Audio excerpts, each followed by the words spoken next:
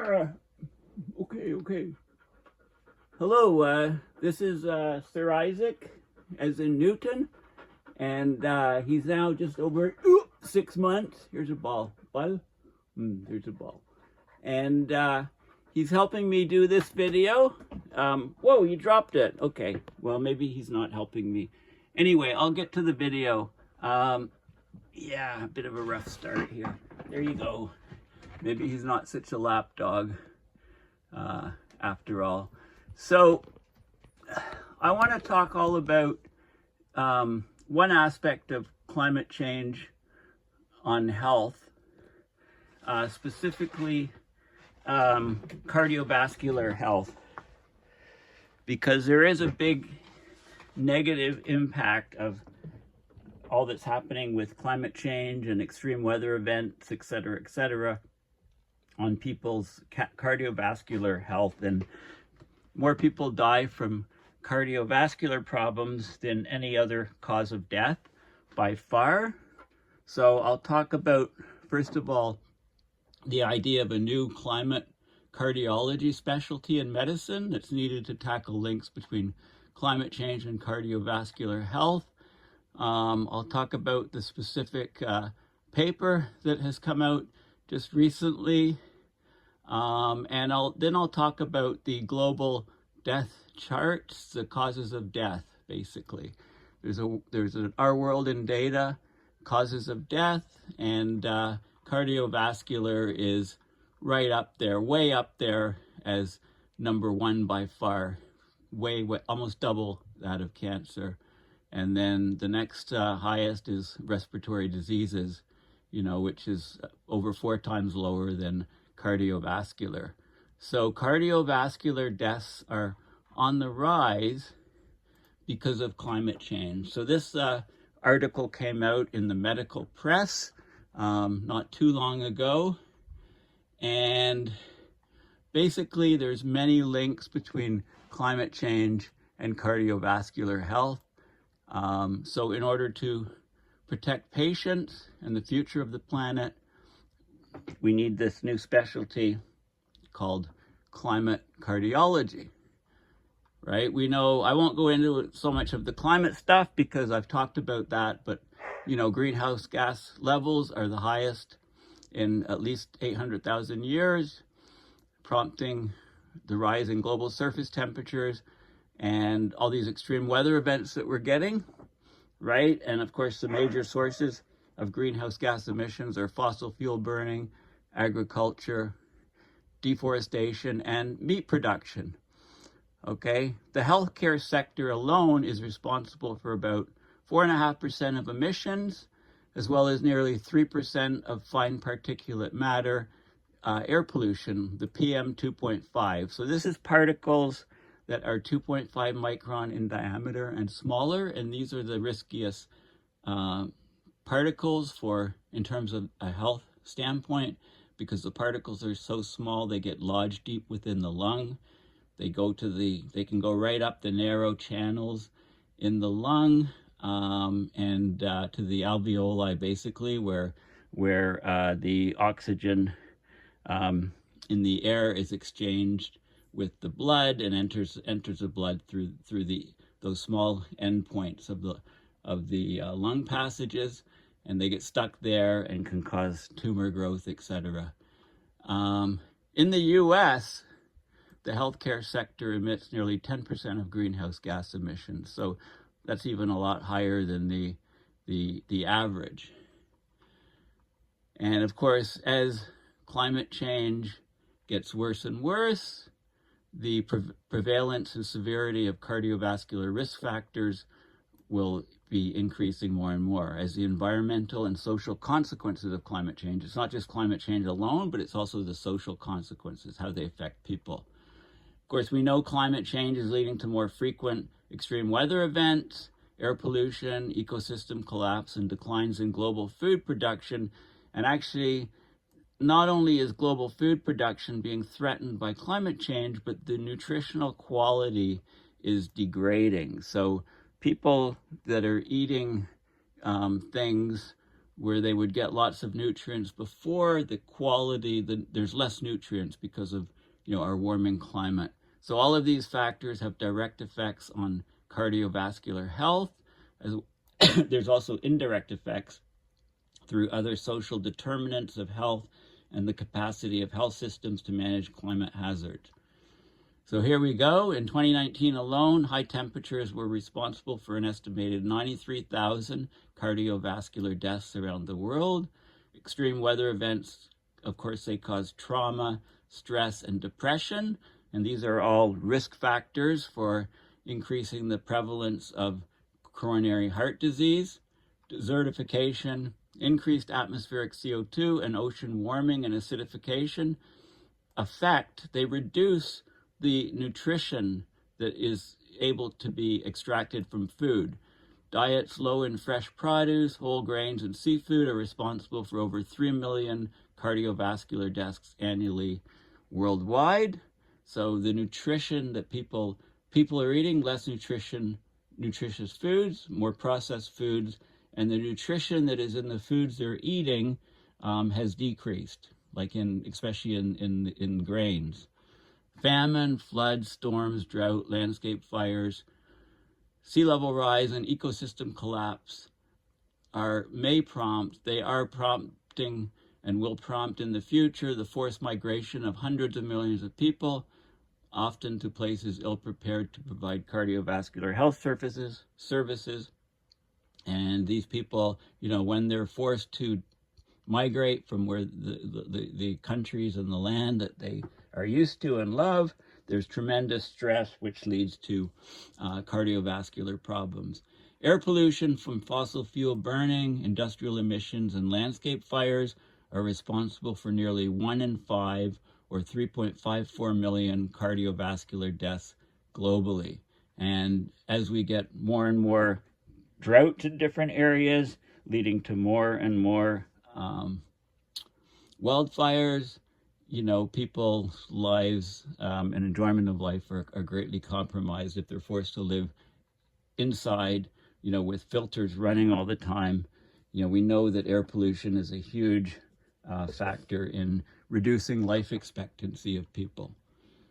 So, things that we can do to try to mitigate this, and these are recommended by many doctors, are a transition from predominantly meat-based to plant-based diets, facilitated by a restructuring of food subsidies and taxation. Red meat contains high levels of saturated fat. It's an established risk factor for heart disease, cardiovascular disease, and it's responsible for 738,000 cardiovascular deaths in 1919. Shifting to active transport, like walking and cycling, would not only help promote physical activity, but would also cut greenhouse gas emissions. Physical inactivity, couch potatoes, was responsible for 639,000 cardiovascular deaths in 2019. You have to have decent places to walk, so an expansion of green spaces in residential areas would help to reduce stress. Just walking in a park or in a forest is a huge way to relieve stress. These areas would also soak up atmospheric CO2. A shift away from coal, oil, and gas to solar and wind power, geothermal, and hydroelectricity would save more than 20 million attributable deaths, it says, over the next 30 years. This is a complete underestimate, I think. This over 30 years, as soon as I see those sort of time frames, that this is incorrect. Burning coal or biomass for cooking or heating indoors releases considerable greenhouse gases, was responsible for over 1 million cardiovascular deaths in 2019. So providing clean cooking stoves is a cost-effective way of improving global cardiovascular health while cutting emissions. Now, they're talking mostly about places where, like India, where there's open flame cooking within enclosed spaces, people's houses. But this is also happening, in rich countries. Many people converted to natural gas stoves, and it turns out that the contaminants from natural gas stoves are terrible, put many PM 2.5 particles in the air. They really degrade indoor air quality, and people are looking at making indoor air quality a lot better as one way of mitigating pandemics, for example. Okay, so if you've got natural gas stove, you might want to consider, if you need to replace it, probably put in an electric one. It's far, far better health-wise. Healthcare systems can reduce their carbon footprint by promoting telemedicine, local ambulatory care. So, have enough of them so people don't have to travel huge distances to get the medical care. And self-care. Self-care is huge. People need to really look at self-care, and it's not hardly emphasized at all throughout the pandemic. Hardly emphasized. Having proper nutrition, proper sleep, exercise, which reinforces and builds up the immune system to make the outcomes from catching, COVID or any other illness. The outcome is much better with people that are healthy. Also, cutting down on overtreatment, overprescribing, and unnecessary interventions is a way to greatly reduce the carbon footprint of healthcare systems. Health systems should also invest in disaster planning and early warning systems to prepare for waves of illness associated with climate change. Medical education should incorporate teaching and research on environmental health and sustainable practices in healthcare. Okay, so the healthcare sector must take urgent action to prevent the climate crisis from undermining cardiovascular health of huge numbers of people. So there needs to be a new field called Climate Cardiology to protect patients and the planet. Okay, so that's the gist of the article. Now, this is the peer-reviewed paper called Climate Cardiology. So this is the actual, so I just talked about the news article in a medical journal, and now I'm talking about the actual peer-reviewed paper. Climate change represents a grand challenge to global health. Okay, so cardiovascular disease, CVD, remains the leading cause of global mortality by far. And I'll talk about causes of global mortality sources. So they reviewed key interactions between climate change and cardiovascular health in this paper, and they identify interventions that will provide co-benefits for people and the planet. Okay, so, I don't need to talk about what's causing climate change, how climate change is worsening. I've done that, except to say that greenhouse gas emissions to support a high red meat diet are about twice that of vegetarian diets. Healthcare delivery is extraordinarily energy intensive compared with other commercial and service activities. Globally, the healthcare sector is responsible for 4.4% of all greenhouse gas emissions, as well as 2.8% of fine particulate matter air pollution, or PM 2.5. In the US, though, it's about 10% of greenhouse gas emissions. Okay, so, of course, the environmental and social consequences of global warming will increase the prevalence and severity of cardiovascular risk factors over this century. More frequent extreme weather events, air pollution exposures, ecosystem collapse, and declines in global food production and the nutritional quality of major cereal crops. This is one that's not talked about that much, but the food we're eating, we might think it's very, very healthy, and we've benefited from the nutrients over time, but the nutritional quality is degrading because of climate change. There's direct effects on cardiovascular health and indirect effects, such as because of structural and social determinants of health, like poverty. If there's more poverty, if there's more inequality, if housing quality is poor, then cardiovascular health is undermined. There's also susceptibilities. For example, as people age, their cardiovascular health declines. Disrupting social services causes stress to people. The capacity of health systems to manage climate hazards is being degraded. These extreme weather events can directly damage healthcare infrastructure and disrupt access to cardiovascular care and other essential services. For example, heat waves affect hundreds of millions of people. This summer is particularly bad. A friend of mine in Spain was just talking about how it's super hot and drought, and temperatures at night are still 36 Celsius in Madrid right now. So all of these heat effects increase the risk of stroke, ischemic heart disease, and cardiovascular mortality, particularly among the elderly and those with underlying CVD. So what is ischemic? Ischemia is a condition in which the blood flow and thus oxygen is restricted or reduced in a part of the body. Cardiac ischemia is the name for decreased blood flow and oxygen to the heart muscle. And this of course is very bad, you can imagine. In 2019 alone, high temperatures were responsible for an estimated 93,000 cardiovascular deaths globally. Additional changes in weather and seasons may affect sunlight exposure and circadian rhythms, causing stress on people, and those are associated with, those are markers, or they're important for cardiovascular function. Extreme weather events causing trauma, stress, and depression are risk factors for ischemic heart disease. So here's a general, these are interventions. This is how one reduces cardiovascular disease and how climate change is mitigated and the connections between them all. So reduced saturated fat intake. You have a transition from high red meat to plant-based diets that reduces saturated fat intake. It also reduces greenhouse gases from livestock.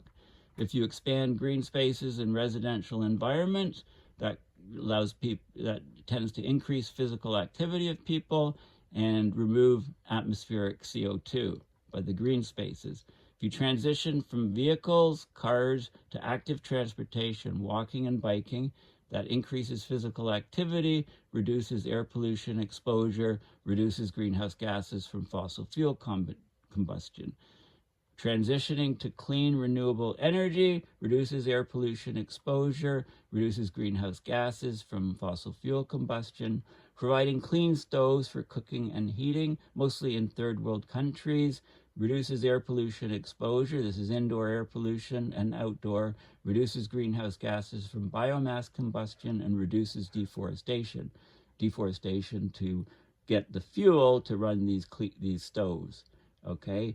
Practice resource efficiency in healthcare that expands preventative medicine, self-care of people, making the population generally healthier, less obesity.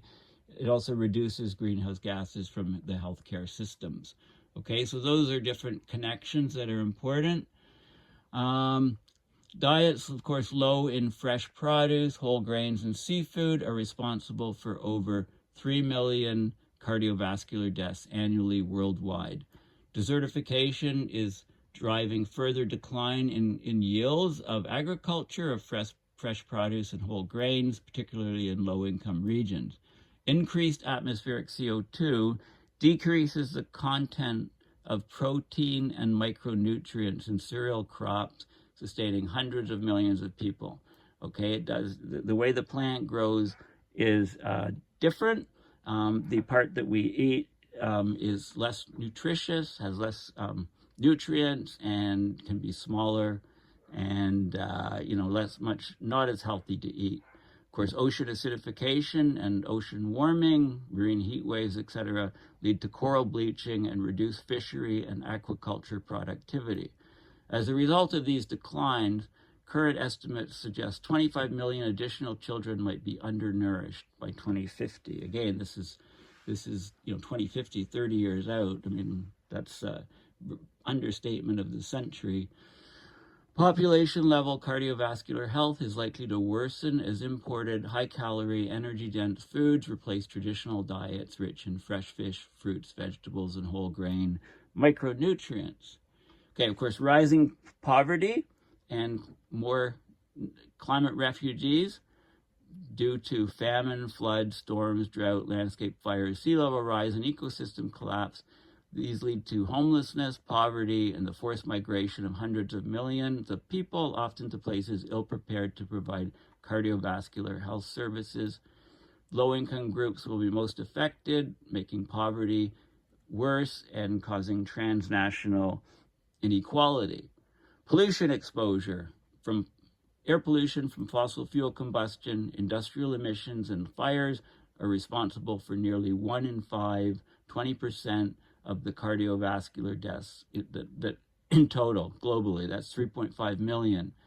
Noise pollution from road traffic has been associated with increased risk of ischemic heart disease. So the stress, if you can't escape it, constant noise pollution causes stress, increases the risk of heart disease. Chemical pollutants from industry, oil refineries, and fossil fuel combustion increasingly contaminate global food and water supplies. So lead in particular is consistently associated with types of cardiovascular disease, and it's responsible for over 848,000 cardiovascular deaths annually worldwide. So opportunities to mitigate climate change and reduce the global burden of cardiovascular disease. Priority should be given to interventions that both prevent cardiovascular disease and reduce net greenhouse gas emissions. These interventions are highly cost-effective by mitigating poor cardiovascular outcomes and the consequences of climate change. The burden of cardiovascular disease attributed to climate change accumulates over a lifetime of hazardous exposures, beginning as early as childhood, but often not manifesting as cardiovascular events until later in life. So if you get, lead poisoning or lots of air pollution as in childhood, it may not be expressed in cardiovascular disease until you're older, because it's a cumulative effects. So attempts should be made to protect individuals of all ages from such exposures. So anyway, there's 6 high-yield interventions that address both reduce cardiovascular disease and reduce greenhouse gas emissions. Okay, so here's the order. They're in the table up above. But transition from red meat, diets high in red meat, to plant-based diets. Red meat contains high levels of saturated fat. It's an established risk factor for cardiovascular disease, responsible for 738,000 cardiovascular deaths in 2019. Going to plant-based diets promotes cardiovascular health and mitigates global warming. So food subsidies and taxation should be restructured to make red meat more expensive and locally sourced, and plant-based foods more available and affordable. Putting greenhouse gas taxes on global food commodities could reduce CO2 emissions by nearly 1 billion tons and avert hundreds of thousands of cardiovascular deaths annually. These are huge numbers. Physical inactivity is an established risk factor for cardiometabolic diseases, including obesity, diabetes, and atherosclerosis, so hardening of the arteries. Those are responsible for 639,000 cardiovascular deaths in 2019. So commuting by biking or walking reduces the GHG emissions and reduces the prevalence of obesity, diabetes, and cardiovascular risk. So active transportation should be promoted, good cycling infrastructure, regulations to make driving inconvenient and expensive. Policies to increase rates of walking and cycling, such as those implemented in Paris and Copenhagen, reduce both mortality and CO2 emissions. But, you need places to walk and places to exercise, so expanding the green spaces in residential areas lowers stress, lowers physical inactivity, diabetes, and cardiovascular disease. Tree canopies provide more reflective surfaces, reduce urban temperatures, the urban heat island effect, and may reduce heat-related cardiovascular risk. Green spaces also mitigate climate change by removing CO2 from the atmosphere. Okay, so transition to clean energy. Of course, fossil fuel combustion is the main source of both CO2 emissions and fine PM 2.5. Over 90% of the global population is exposed to levels of PM 2.5 exceeding World Health Organization guidelines. That results in over 3.5 million attributable cardiovascular deaths in 2019. Reductions in fossil fuel emissions necessary to meet the Paris Agreement would dramatically reduce air pollution exposures, averting over 20 million attributable deaths over the next 30 years. Take that with a grain of salt because it says 30 years. Okay, providing clean stoves. Over 2 billion people are exposed to hazardous levels of PM 2.5 from inefficient stoves burning coal or biomass for cooking or heating indoors. This practice releases considerable GHGs and was responsible for over 1 million cardiovascular deaths in 2019. Providing clean cooking stoves is a cost-effective method to improve global cardiovascular health, and it reduces greenhouse gas emissions. And then practicing resource efficiency in healthcare, basically providers should promote prompt telemedicine visits, local ambulatory care, and empowered self-care over inpatient management. So self-care is vital. Hospitals can reduce wasteful practices, including overtreatment, overprescribing, and unnecessary interventions. And also health systems should invest in disaster planning and early warning systems to prepare for waves of illness associated with extreme weather events like heat waves, wildfire smoke, or climate refugees. And medical education needs to be incorporated in teaching, medical school teaching and research. Upcoming doctors need to learn about environmental health and sustainable practices in healthcare. Okay, so the window's closing. The healthcare sector must take urgent action to prevent the climate crisis from undermining cardiovascular health. Okay, so it's an excellent paper. Now, I went to Google Images and I put global death chart, and it comes up with these charts, and you can find this site. This is a great site, Our World in Death. Okay, Our World in Death, Our World in Data. Okay, so causes of death. About 56 million people die every year. What caused their death? How did the cause of death change over time and differ between different countries? So all those things are answered here. Cardiovascular disease is the leading cause of death globally. The second biggest cause is cancers. The causes of death vary significantly between countries. Non-communicable diseases dominate in rich countries, whereas infectious diseases remain high in lower income places. Okay. So the leading risk factors for premature death globally are high blood pressure, smoking, obesity, high blood sugar, and environmental risk factors, including air pollution. So here's some of the data. The cause of death is different from the risk factor. So in the epidemiological framework of the Global Burden of Disease study, each death has one specific cause. In other words, each death is attributable to a single underlying cause, the cause that initiated the series of events leading to death. This is different from the deaths that happen due to risk factors. Okay, so what do people die from? 56 million people died in 2017. Okay.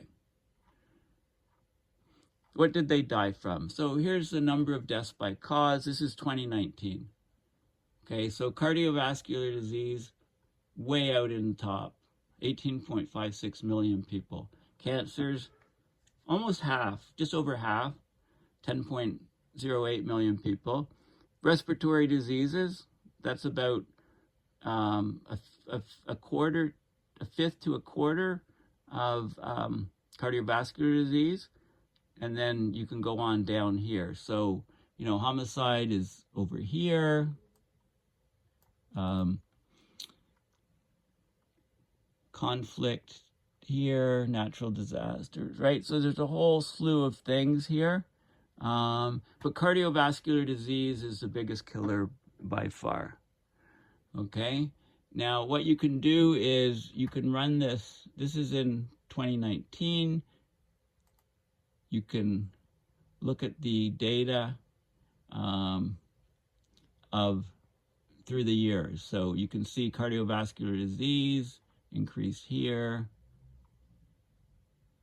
cancers, you know, the increase. You can see the increases over time of all the different factors. There's also a table. Okay, what's going on here? Okay, here's the table. Okay, there's also a table of each country. Let's go down here. Chart. Change country. Okay, table. Okay, so you can look at the data in many different forms. You can find out your country, et cetera, et cetera. And cardiovascular disease is highest by far. Okay, death rates related to disease, illness, and other health factors tend to change relatively slowly over time. Okay, so, and you can look at specific things here. I guess if you just, not sure why I can't go and click on things. Natural disaster and terrorism-related deaths are an important exception to this rule. They vary significantly between countries and years because those are mostly based on events. So causes of death, deaths by cause, the world, 1990 to 2019, injuries, non-communicable diseases, communicable maternal, neonatal, and nutritional diseases. Okay, causes of death by age. You can see the breakdown by age. You know, 70 plus years, under 5s. And again, you can see what's going on, you know, in it over time, how it changes over time. Causes of death of children younger than 5. Okay, they don't have cardiovascular diseases, but lower respiratory tract infections is the highest. Neonatal, preterm birth, right? The breakdown is quite different there. It's different childhood diseases and things like that. Causes, and for each of these sections, there's a report with more detail on how, the full article on how these are arrived at. And the causes of death for children between 5 and 14. Highest is road accidents and then cancers. 15 to 49-year-olds, cardiovascular disease then takes over there. Okay, 50 to 69-year-olds, cardiovascular accelerates, cancers accelerate, sort of surpass everything else. 70 and older, cardiovascular disease is by far the highest, followed by cancers. You know, people worry a lot more about cancers than cardiovascular disease. So the risk factors for death, the number of deaths by risk factor. Okay, so these are, you know, the risk factors are basically that lead to cardiovascular disease, for example, or other illnesses. So high blood pressure is the highest risk factor. 10.85 million deaths because of people with high blood pressure. Smoking, 7.69 million. Air pollution, outdoor and indoor, 6.67. High blood sugar, so diabetes, 6.5 million. Obesity, 5 million people per year die because, you know, obesity is the risk factor causing the death. Outdoor air pollution, so air pollution total is 6.67, outdoor is 4.51, indoor is 2.31, alcohol use 2.44 million, and so on. You can go through here and see. Interestingly, you know, things like iron deficiency and vitamin A deficiency are still causing lots of deaths, and that's totally preventable. Let's just see if we can run through the chart here. You can see the effects there, you know, how it changes over time. So high blood pressure has become a huge problem since 1990. It was much lower. You know, it's risen faster than anything else. And then, you know, there's maps of where the death rate from cardiovascular disease, 2019, you can see the regions where it's highest here. And you can click on the country and it shows you the plot of the death rates and the graphs over time. Okay, so you can see where they're very, very high globally. And cancers, look how high they are in Greenland and Mongolia. It's the highest in the world. Interesting. Greenland, next highest. And where's that? Zimbabwe. Okay, so there's loads of data here. And again, each of these things has a separate report generally on giving more information. Dementia, Afghanistan. No surprise there with all of the turmoil that they've had. Diarrheal diseases, mostly from water. You know, India is high, but, you know, Africa, Central African Republic is the highest. Tuberculosis, Africa mostly, some in Southern Asia. Malnutrition, again, Africa in the global south is the highest. AIDS, you know, Africa, South Africa, still a huge problem. Mozambique, a high problem. You can see how the graphs are over time. Malaria, Africa, you know, mostly vector-borne diseases from mosquitoes. Smoking, here's smoking. You know, Greenland high, I guess because of the, you know, the lack of sunlight in Greenland. I'm not sure, although Iceland is much, much lower than Greenland, and they're next to each other, so there's other factors going on. Lots of people smoke in the Soviet Union and in Asia. You know, the rates have dropped a lot in the US and Canada. Look at the curves, whereas here they've dropped, but they started much, much higher. Suicides and homicides, lots of homicides in South America. Venezuela is the highest, and also in South Africa. Natural disasters, infrequent but high impact, and this is probably worth checking out the full article here on deaths from natural disasters. Road incidents for motor vehicles, really high in these places. Drownings, fire, and, you know, terrorism. You can see deaths from terrorism, you know, spiking up here, but generally they're much, much lower. They're not on the list. Here's the deadliest animals, global deaths by animal, 2016. The snake is the highest, followed by the sandfly. Dogs, 13,000. Wow, I'm surprised at that. My dog wouldn't, you know, you got to have your dog trained. Mosquitoes, 780,000. There's a whole book on mosquitoes. Mosquitoes are the deadliest, you know, what are the deadly? They've killed more people throughout history than anything else. I believe this whole book called The Mosquito is on. I should read up on that. Finish that book. I've finished it. We'll start it and finish it. I bought it about 6 months ago. Humans killing other humans, not as high as mosquitoes killing humans. And this is interesting. You can look at, you know, sharks. How many people fear fear getting killed by sharks? You know, many people fear sharks. They've never swum in the ocean in their life. Like, how's that for a risk being disproportionate? You know, blame it on Jaws, the Jaws movies that came out.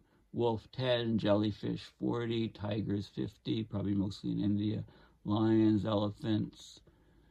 The kissing bug, there you go, 7,000. Freshwater snail, wow. Okay, so anyway, mosquitoes are by far the world's deadliest animal for humans. An estimated 780,000 died from the transmission of disease from mosquitoes in 2016. Mosquitoes, deaths are the sum of deaths from malaria, dengue fever,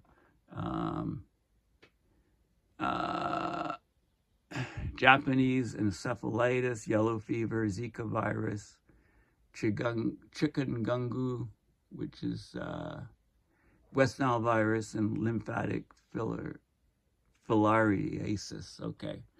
Does the news reflect what we die from? Well, what do you think?